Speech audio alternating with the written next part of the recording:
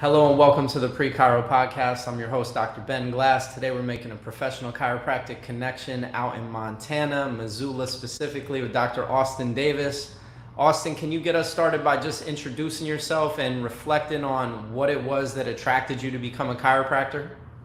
Absolutely. Yeah, Ben, thank you so much for having me. I appreciate the opportunity to share. Yeah, Dr. Austin Davis. Let's see, my father's a chiropractor. My uncles are chiropractors. My cousins are chiropractors. My grandfather was involved with chiropractic. So generationally, it's been in the family. I've been blessed to have a family that always said, you're the one who's got to wake up and go to work. So do what makes you happy, as long as you're not hurting yourself or anybody else. So it was never pushed on me in that way where it's like, we're all doing this, now you do it. But thankfully, because I was raised at DE, the Dynamic Essentials Conference, my father was there 4 times a year with Sid and everybody. It was always my sort of underlying framework for living was living a DE lifestyle. And we can talk more about what that means. But so it was always in there. And then I tried a lot of things in life, and I tried a lot of things that I was using my hands. I was helping people. I was creating things, and just nothing felt right. And it was that component of putting together that science, art, and philosophy understanding of how the body works, how life works, how everything's integrated, that I realized I wanted to work with my hands. I wanted to help people, and I wanted to have an impact on the forces that created and unite all matter. And for me, that is chiropractic. So that was a big part of the calling to explore chiropractic. And then as soon as I got into school, and it just, everything clicked into place, and I haven't thought about doing anything else since. So Can we just rewind before you got to school and just talk about the paths that you chose as somebody who had an awareness of chiropractic from a very young age, and how that oriented you to life growing up as a teenager in high yeah, school and college, and maybe just talk about those experiences early on in high school and college? yeah, yeah. Great question. So it was challenging. It was not easy. I grew up in my family, like we were talking about, is from New York. But we moved to a small farm town in Connecticut growing up, and it was a pretty conservative town. And my mom was doing a lot of homeopathic remedies. My father's a chiropractor. I've mentioned this before, and I think maybe we've talked about it. I have never had a pharmaceutical in my body of any kind. I've never had a Tylenol, an Advil, never vaccinated, none of it. So word kind of got around through some of the kids groups and stuff, and I wasn't allowed in certain families' homes. We couldn't join certain play groups. It was tough on certain sports teams. So it was challenging because I was the weirdo that, I don't know, was eating food from our vegetable garden and taking homeopathic remedies and getting adjusted, and was also the weirdo that was never really like sick or out of school, and was excelling in sports and education. And I was raised with the mentality that the power that made the body heals the body. A body clear of interference is a body that functions properly, and adding chemical interference or subtracting parts that were intelligently designed uh, will never create a greater expression of life.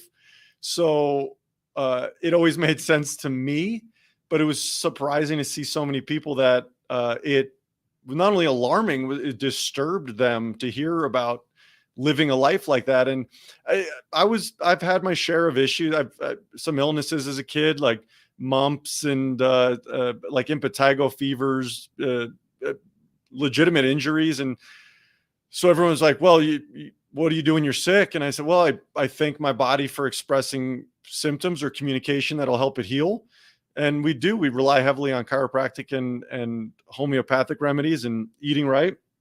And that's carried me through. So when patients tell me, oh, I'm dying from this migraine, or there's no way I could think of going another day without this pill, or so, I go, well, it's totally possible, and it's recommended. But yeah, so early on, that was the big challenge, was trying to show people that I'm not a threat to them or their families, simply because we've chosen not to pollute my system with chemicals.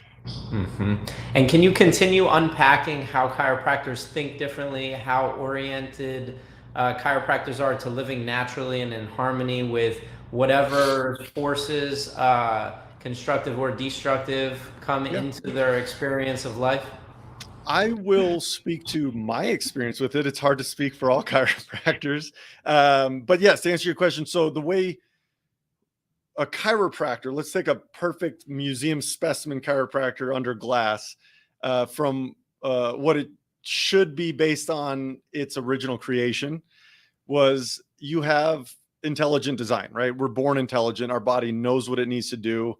A sperm and an egg met, divided trillions of times, and now we're talking, you and I. And even if you don't think that is the pinnacle of intelligence, the fact that at some point, because you could say, well, yeah, it's cellular division, right? It's a replication. Well, sure, but at some point it became heart cells and liver cells and kidney cells. And as far as I know, without any direct input from you or anyone else, it intelligently separated and designed. So knowing that we have this intelligence within us, this innate intelligence that organizes and unites all matter and is the major controlling system of your body, and we'll just start small, then by increasing the communication to that system, you increase its function. Now, I think a misnomer is, chiropractic means like you never get sick or everything's gonna be perfect forever. And that's how us chiropractors think, is all you need is to get adjusted and then life's perfect forever.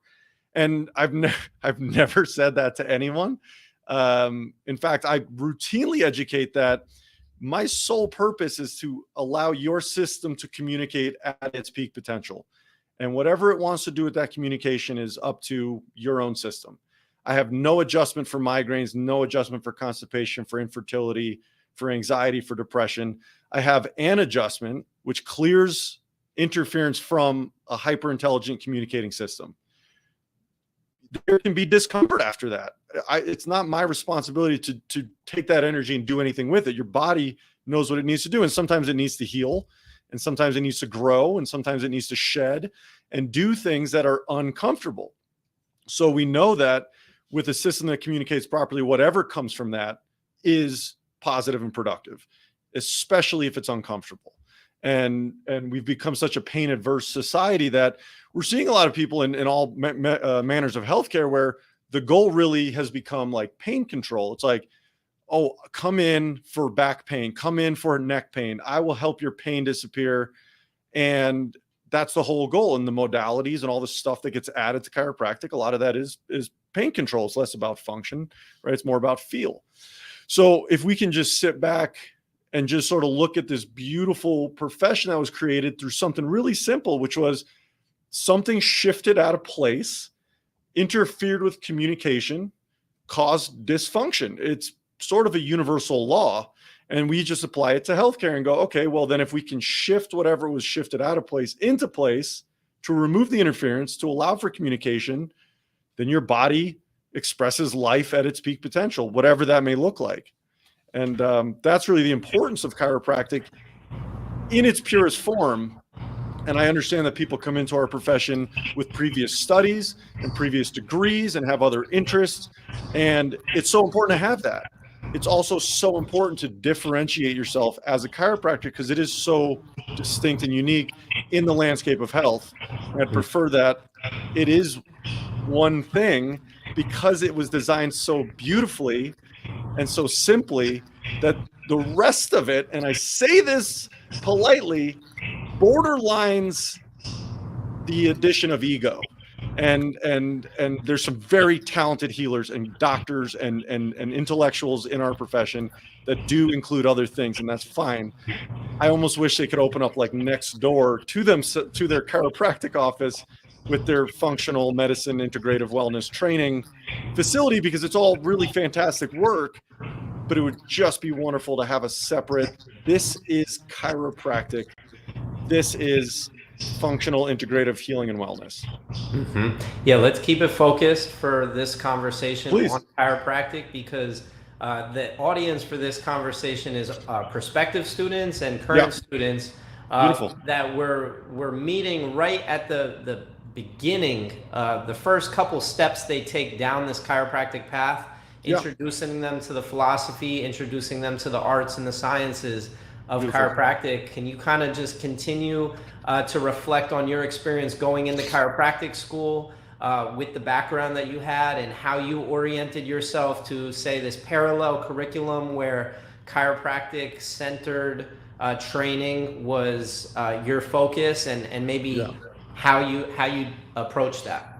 Yeah. So I definitely was surprised when I got to chiropractic school at honestly how scientific it was, how technical, how clinical it is. Having been raised in a family of very philosophical, art-driven chiropractors who, of course, understand the science, but really focus more on the philosophy and art of chiropractic. Um, as a kid, I didn't realize that triune existed of science, art, and philosophy in the extent that it exists. And it was eye-opening for me going to school for chiropractic. I thought it was more going to be just this like love fest. We just sit around and talk about feelings and like how wonderful it is to just help people. And I was hit with clinical neuroanatomy and biochemistry and all these. I was like, holy smokes. I was not anticipating how intense this work is going to be. And I say that in a good way. It was so exciting. I'm the kind of person that I love to understand how things work, how we got to where we are, the components that come together to make it what it is. And to dig into the neurology of it, the science, the brain anatomy. I worked in the cadaver lab at our school for 2 years, taking apart bodies and prosecting them and being able to hands-on visually learn every aspect of the spine and nervous system. And it was one of the most exciting experiences of my life I loved being in school. And I ended up, I think, taking a bit of an extended program because the way I saw it was I had an opportunity to take classes. I think it was with Dan Murphy, where he did them every 6 months, and I had missed one and I wasn't going to take it. So I stayed in school another 6 months so I could take a class with him. And the way I saw it was like, what's 6 more months? If I'm going to do this for the next 60 years, I can wait 6 more months to really absorb and learn, because it was a beautiful opportunity. You have amazing teachers, library, clinic, after school programs, studies, all the specialties. And you have like no real responsibility. There's no overhead. You're not paying your malpractice. You're not paying insurance. You get to sit there and absorb from some of these really phenomenal teachers and chiropractors and scientists and clinicians. And it helped me really shape my understanding of what chiropractic actually is, the power of it, and where I wanted to fit in with it moving forward outside of school, like how I could adapt it to my life. Can you give us your abridged version, your highlights of the lineage that you come from, the history of chiropractic, shall we say, and just honoring the greats and the people that we stand on the shoulders of today? Of course, happy to. So on a familial level, so my grandfather was involved with chiropractic in New York in, I think it was the 30s and 40s. And we're talking about not that long ago, really. Chiropractic was like illegal in a lot of states, and medical doctors were losing their licenses by referring to a chiropractor, which when you break that down is absolute lunacy, that a medical doctor would say, we don't believe in this. It's you don't believe that the body needs to communicate properly to function. It's like the most insane thing, but they were losing their license up until like the 80s. I mean, it wasn't that long ago. So my grandfather was involved where you would bring a radio into a repair shop in New York, and you get a special ticket, and that ticket would get you into the basement. And there was like a chiropractor in there adjusting people and tuning people up. And my father's been involved with it for 40 plus years. My whole family's involved, and they were able to study with some of the greats. And when I say the greats, we're talking about obviously the Palmer family they've sort of passed the torch on to a few of the big guys, like Sid Williams was our big mentor. And Sid Williams, where hopefully the students still know who Sid Williams is. He's passed away. And if you're going to Life West, I know there's Sid Square, and Life U is Sid, obviously.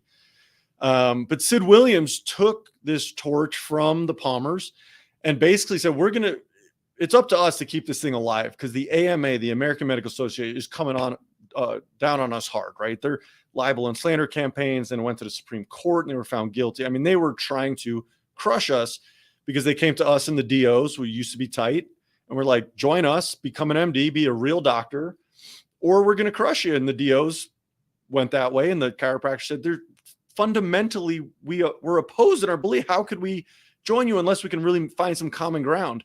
And they didn't budge, and we didn't budge. And now they went on their campaign to crush us. So Sid Williams and his team, ultimately Umber and Santo and Sigafus and Clay Thompson and all these great chiropractors stepped up. Many of them got arrested for talking about and preaching about and practicing chiropractic, because they were so solid in their fundamental belief system that what we have is what everybody needs, that they pushed this thing along and thankfully saved it really from being destroyed. And that's who I grew up with, was that community of chiropractors, that this wasn't like a hobby. This wasn't like, well, we'll see if it works, or like, I'll do this, but I'll also do some of the, like, these were hardcore MFers that were like, there's only one way we're doing this. It is our entire being. And it was a beautiful time for chiropractic, even with all the hardship. It was growing and it was exciting, and it took it all around the world. And thankfully we're all here today, and we're all get to call ourselves chiropractors today because of the work that these mentors did, that my family and I thankfully got to study with. That's so deep. Now, I really appreciate it. There's a lack of content on this channel about the history of chiropractic, so I really appreciate you going into that. And if you have anything else that comes to you, by all means, add it in. But I would love to shift now and pivot to who your mentors were and how they mentored you, and how that sort of shaped you, so that when you got out of school, you had the confidence, the clarity, the certainty to go out and do your thing. Yeah. As we've touched on in this conversation so far, so I was raised going to what's called Dynamic Essentials, right? The DE seminar. It still exists. It's still thriving. It's been 40, 50 years. It's been going on 4 times a year, often 6 times a year when they have intensives. It was created and led by Sid Williams and his right-hand man, D.D. Umber, who's actually still kicking ass. He's at the conferences. He speaks every time. The guy's an absolute amazing speaker and chiropractor. So getting to study with Sid was really a masterclass in philosophy and art. He knows his sciences backwards and forwards, but this was a man who could see the whole picture. And it was often confusing for people because he spoke sort of cryptically at times, but he ultimately knew how to ask the questions that would get you to the next level. It wasn't like, hey, doc, where should I open practice? And he'd be like, oh, Montana. Like, that wasn't an A to B conversation. It was the answer he would give you, whatever it was to unlock a doorway in your mind of where are you going to be able to serve the greatest capacity of people? Where are you going to be the most comfortable to serve? So he always instilled this mindset, what he called a PMA, a positive mental attitude. It was see it in your mind's eye into existence, right? It was total commitment to the visualization process. So even in school, I started day one, I was visualizing what my doorknob would feel like, what my windows would look like, what block I was on, what my tables would look like, every single part of it. So this way, when I found that space, I didn't have to think about it. I had been picturing it for so long. And the adjustment process of picturing every adjustment like it's framed on the wall, like a perfect picture, that every adjustment is perfect. And if at any point I was visualizing my process and it wasn't perfect, it was self-doubt or self-sabotage or fear or ego crept in, I'd break out of meditation, reset, and just get back to every single time it's perfect. And then by the time I was able to get my hands on people, I had done it so many times that it didn't feel foreign. It didn't feel scared. Like misunderstood. So Sid Williams was a big part of that. And his writings are really fantastic. I read him all the time. The person who, as a speaker, I gravitated the most to early on was a chiropractor named Dr. Dick Santo, who, I don't know if you've educated the group on like Band of Brothers or anything like that, but basically his whole thing, the way he could deliver a talk is he had very little esoterics, very little fluff. He was a New Yorker. He was like a freight train laser beam. Just every word was perfect. Every concept was perfect. Almost impossible to argue with point. Like he was just so right on in a realistic way. And I like that because Sid was my philosophical mental mentor where I could internalize his writings and works and have it make sense for me. But then trying to present that to the general public sometimes can be like, what is this guy talking about? With Santo, it was like he helped shape my ability to deliver very complex ideas in a very simple structure where just about everyone's going to go, yeah, I get that. Yep, I get that. Yeah, I get that. Yeah, I never thought of it that way. I get that. And it's just simple, right? Now for writings too, Fred Barge is like that. And I read a lot of Barge. So I encourage the students out there, read Williams, read the Green Books, but read Barge. He had the same thing where he could take really complex stuff and write about it in a way where you like want to kick your door open, get out there, start shaking everyone's hand, giving out cards. Like there's no way you could live life unsuccessfully as a chiropractor with those three guys. Mm-hmm. That's just outside of my family. My family's the best. I was going to say, on the topic of your family, got to give credit to your dad. I still remember being in class and him saying, I was on the corner in Brooklyn, New York, just shaking hands, giving somebody my card and saying, look at them dead in their soul, like through their eyes into their soul and telling them if I could be of any service to you. Yeah. And that was my father's strength. And this is what I was getting to is outside of my family. Those are my guys. My father had the ability of, without a doubtness, it's just, if you for a moment feel like you are not the best chiropractor in the world, if you're not capable of making the adjustment, if you have any doubts, don't do it. Just don't do it. Because the certainty you need when you talk to someone and you look them in the eyes and you shake their hand and you hug them, and when you say without a shadow of a doubt, I can help you, you don't need to explain anything else. When it's so solid in your mind's eye, they feel that and they're just like, yeah, where do I sign up? Where do you want me to show up on Monday? And that was a big part of building the practice. His whole thing was keep your commute short, your overhead low, and as few moving parts as possible.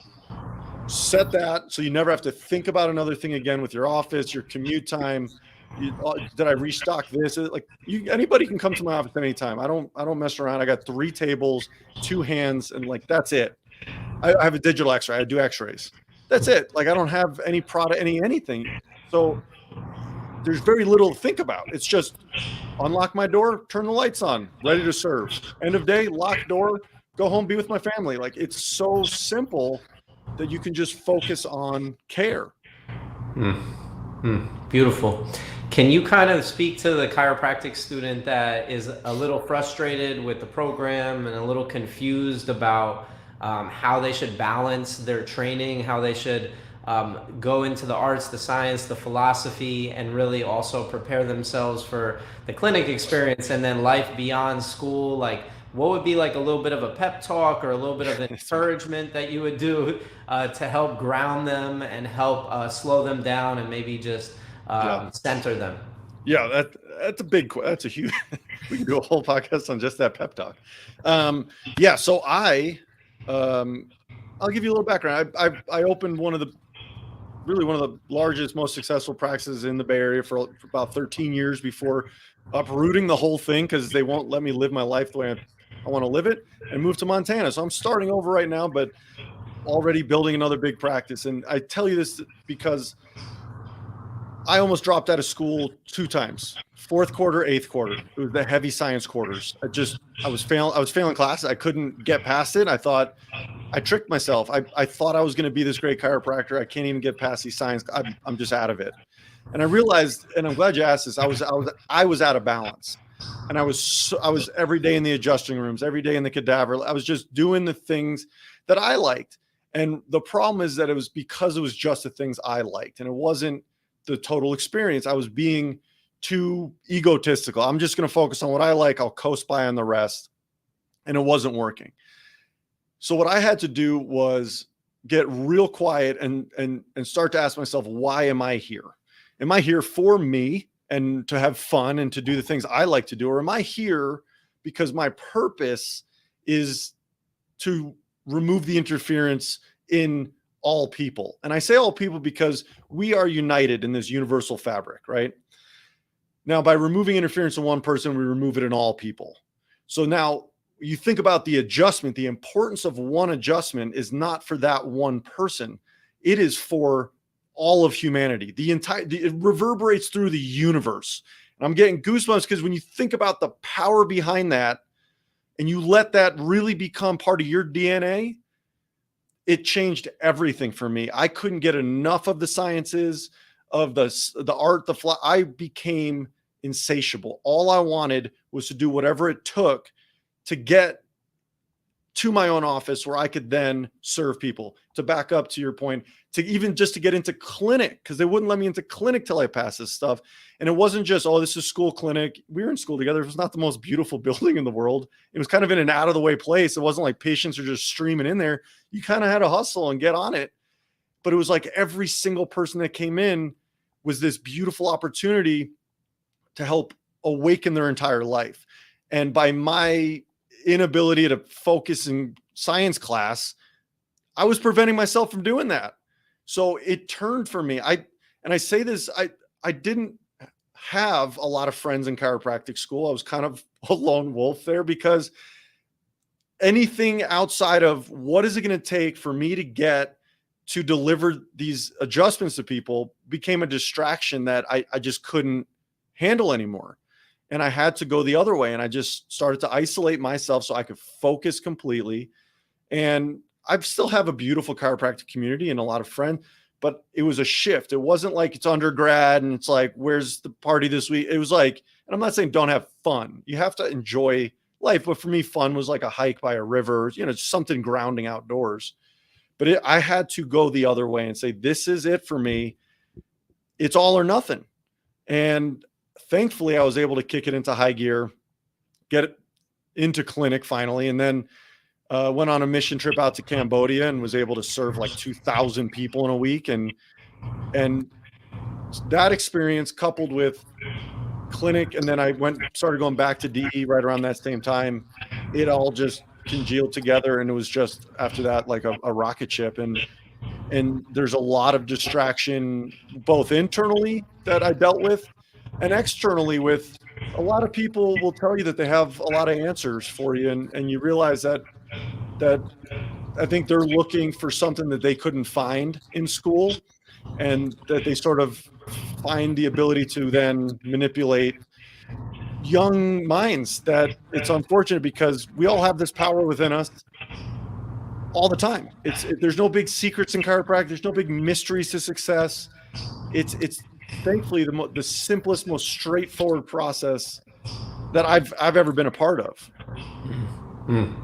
Why did you choose to go on that service trip to Cambodia? What were your motivating sort of inner motivations? And then what was that experience like? Do you recommend other chiropractic students go on service trips? How is that a key piece to your bringing it all together? So that's a great point. I was against mission trips for a long time. Didn't like them, mostly because when the students were coming back, the way they spoke about it was very selfish, very egotistical. Well, I was just cracking necks. So there wasn't an appreciation for the person. And that's not to say that that's what mission trips are. It was my experience just with the people I heard talking about it. So it turned me off to it for a long time. And then I had a teacher, well, maybe you had him as well. He was Cambodian. He was Dr. Kov. Dr. Kim Kov. Thank you.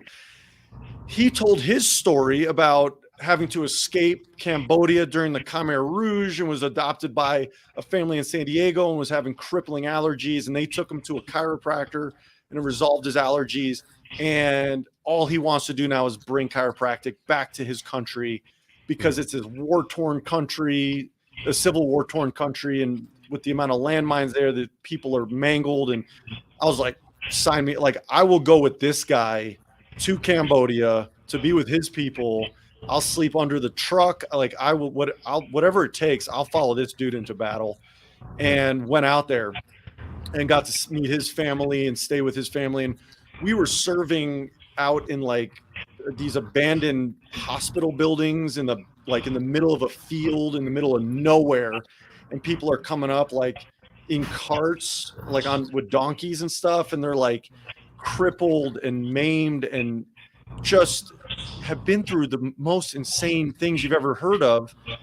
And they were it was so much appreciation and love.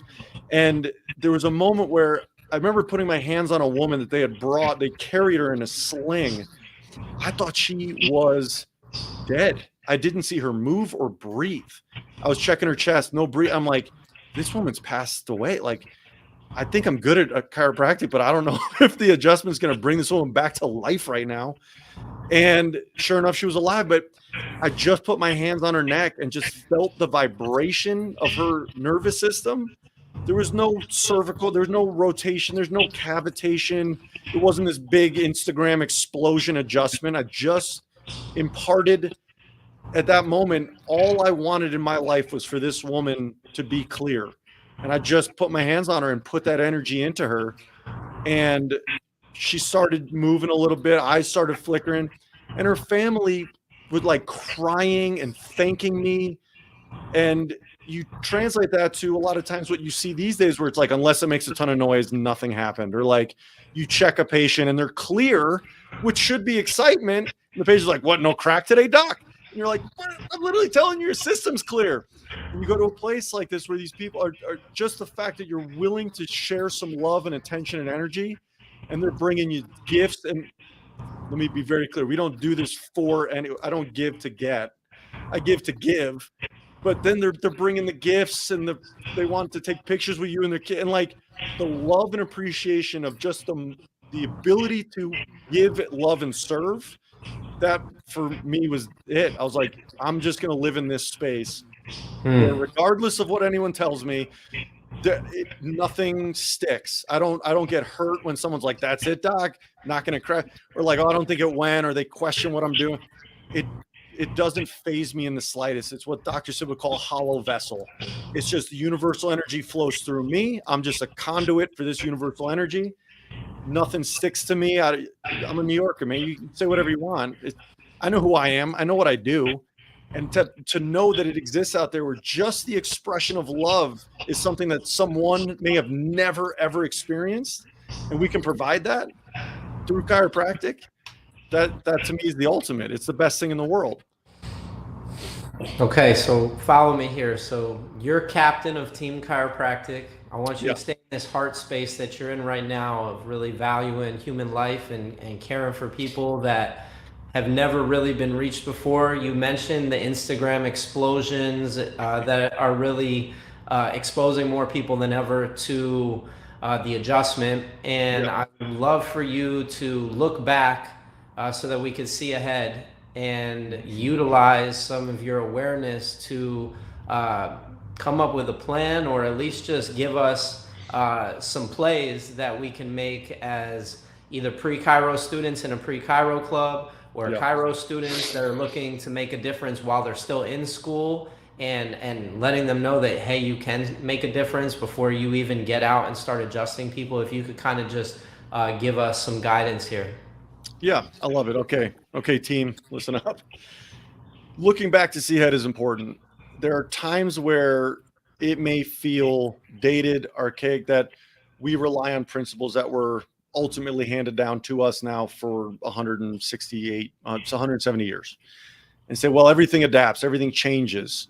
To some extent, yes. The manner in which we deliver education has changed. The education itself is the same. And these days, it may come as a shock to you, but actually practicing chiropractic will differentiate you from the crowd.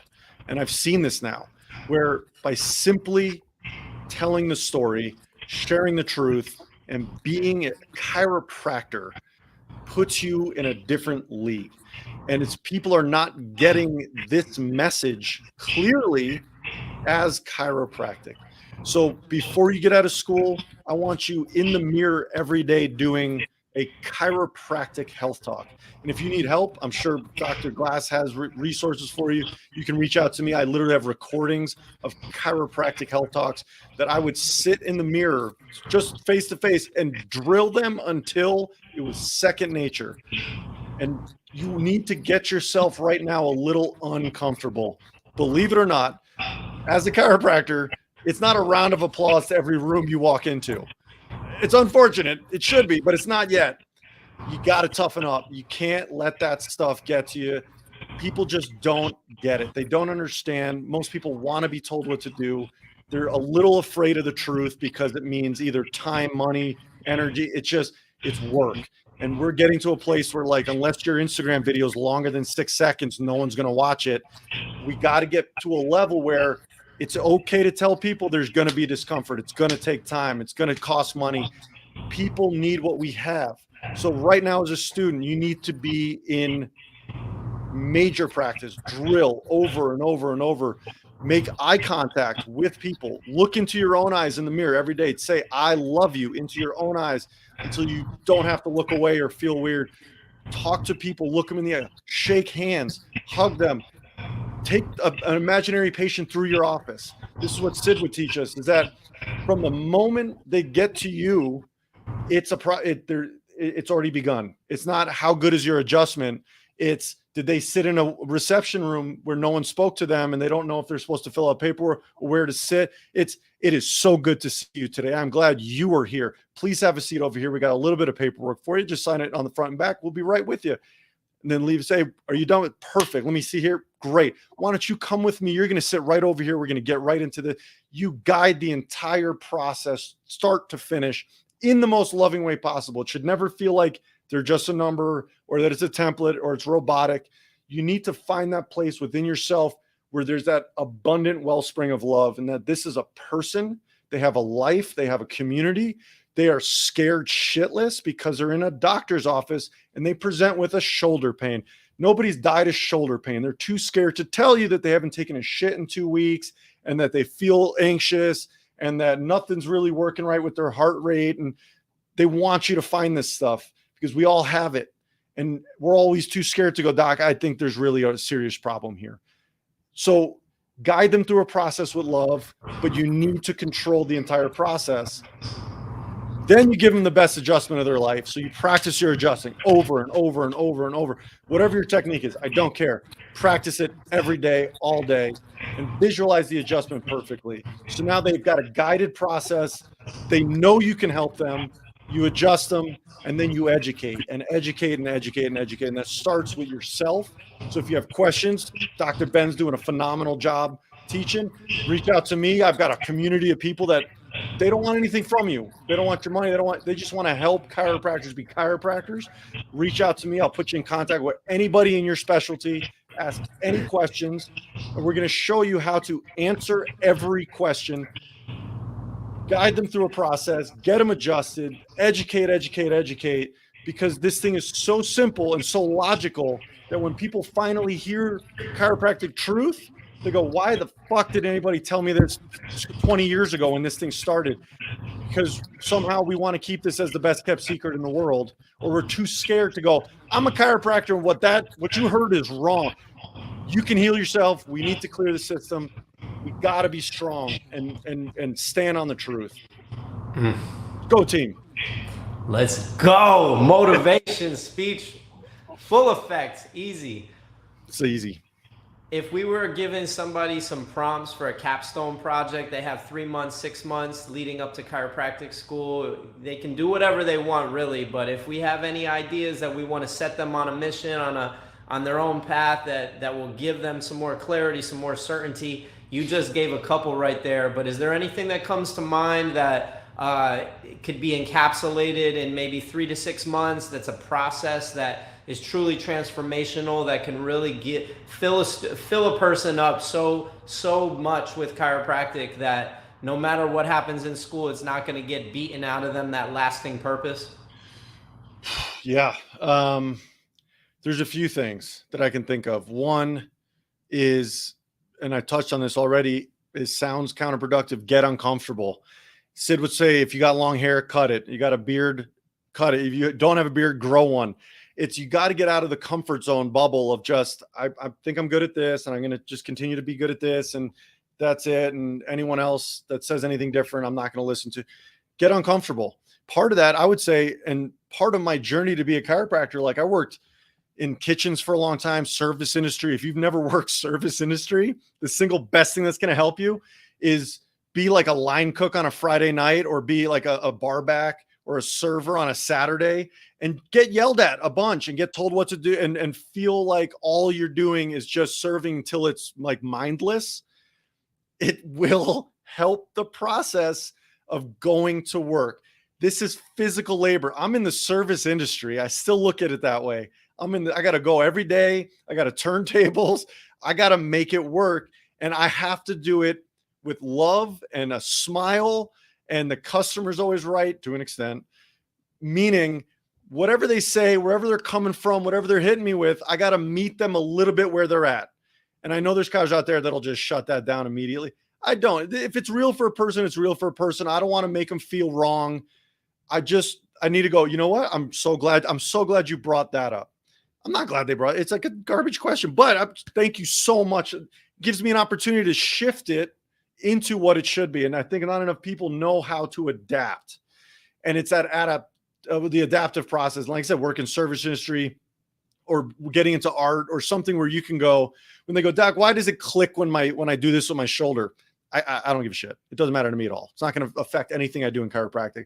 And go, yeah, it's pretty wild how the body presents sometimes with symptoms. Like if we look at the neck and and you just shift it into what you want, right? So I'd say work a service industry job, get told what to do a bunch. That will build a physical callus on your body that prepares you for everyday service. I work 6 days a week. I'm in the office 7:30 until 7:30. This is not like, oh, I got into this because like I work 3 days a week and I have a private plane now and like a big house on the hill. And like, I got a lot of fancy stuff.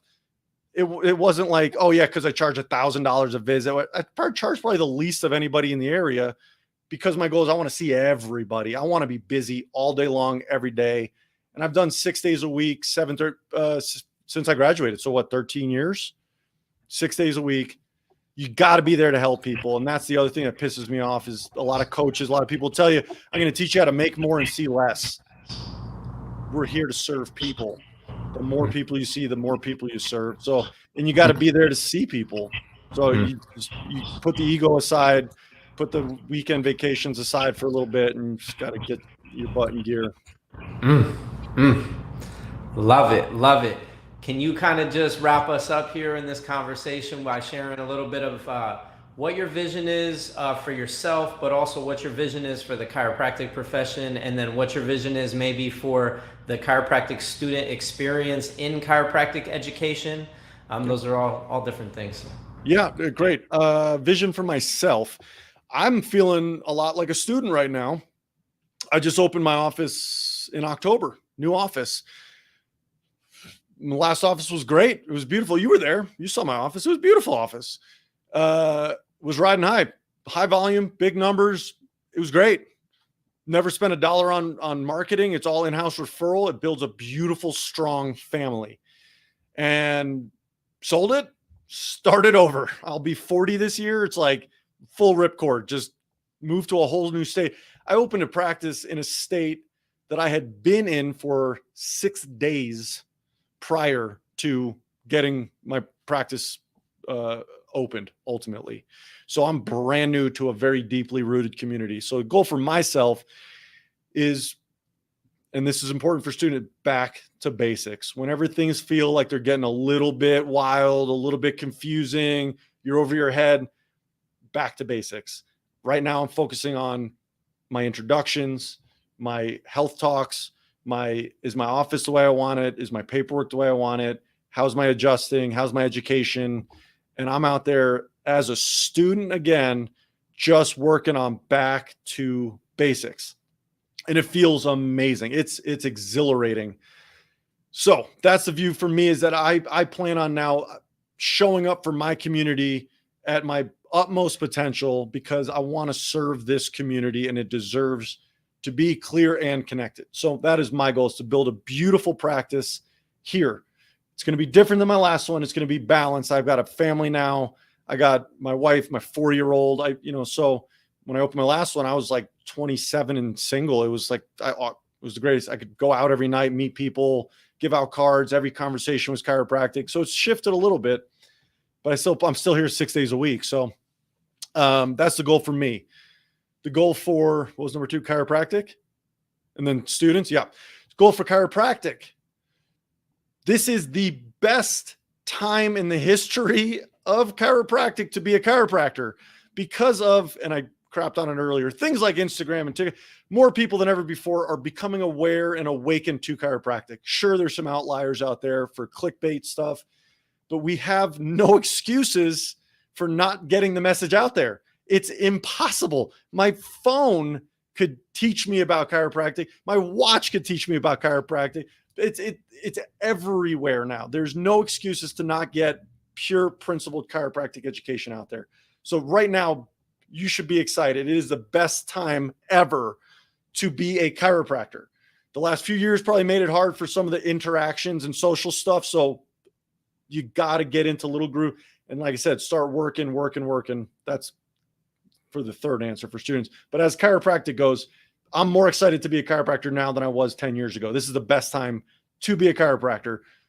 We need to tell the truth, and we need to stand strong on the truth, and we need to be vocal about the opposite of the truth. And it's a slippery slope, because I'm not saying get in the mud and start slinging mud, but we do need to say, wait a second, that's not right. And here's why. And we're not putting anyone down. It's not libel or slander. We're just saying you got it wrong. And we're going to set the record straight, because you deserve it. And my goal for students, like I said, be excited to be a student. This is the best time in the world to be a chiropractor. These last few years set some things back. There's no doubt about that. I was able to be in class every day, palpating necks and arms and shoulders. So by the time I got out of school, I had felt 2,000 elbows and wrists and necks and backs. And so however you can right now, get as social as possible. Get big groups together, start adjusting groups, start palpating people. Hell, go to any farmer's market, set a table out and say chiropractic student palpation clinic or whatever, and just say, I'd like to palpate your neck. I want to feel what's going on. I want to understand better what a normal neck feels like, what a subluxated neck feels like. And just be honest. Just put yourself out there. What's the worst that's going to happen? He's like, I'm not going to help this student learn their craft any better. Forget those people. They're crazy. Maybe. And that person's clearly subluxated and disturbed and should be in your office and whenever you open. But put yourself out there. Lead with your heart. Lead with love. And the doors will open. But the universe is going to challenge you. The universe provides only what you can handle. If it's not happening, it means there's something you got to work on. It doesn't mean give up. It just means slow down, look at the landscape and go, oh, right, I haven't done a health talk to myself or anyone in 6 months. The universe is not going to give you a bunch of new patients because you're not prepared to give them a proper intake health talk. So dial that in. Guaranteed that day your phone's going to light up going, hey, I just got your info from someone. I want to come in. You got to start dialing it in. When it's not there, look for what's missing and then really focus on that. Powerful stuff today. Lots of wisdom. I know you could go all day. As we wrap up here in a minute or less, can you kind of just give a wrap-up message to that high school or college student to find their purpose with chiropractic? Absolutely. That's a great question. High school, college kids, here's how this works. I was a collegiate athlete, played sports my whole life. I thought I was going into sports therapy because I want to be a doctor. I want to help people. And I started to look at if that is truly my path in life. So if you as a high school student or college kid in your mind go, I know I want to be a doctor because I want to help people. think about and truly think about what is the capacity in which you can help the most people. If you truly feel it's like cardiology, great, help people's hearts. But then ask yourself, what controls the heart? What controls the communication to the end organs, to the muscles, to the glands, to the tissues, right? To the whole immune system. And when you start to realize that the central nervous system controls all function, and you truly want to have an impact on people's health, wellness, expression of life, well-being, mental health, emotional health, spiritual health, you look at the controlling factor being the central nervous system. There's one profession that can truly detect, analyze, and correct interference to the communicating system that controls all systems. That's chiropractic.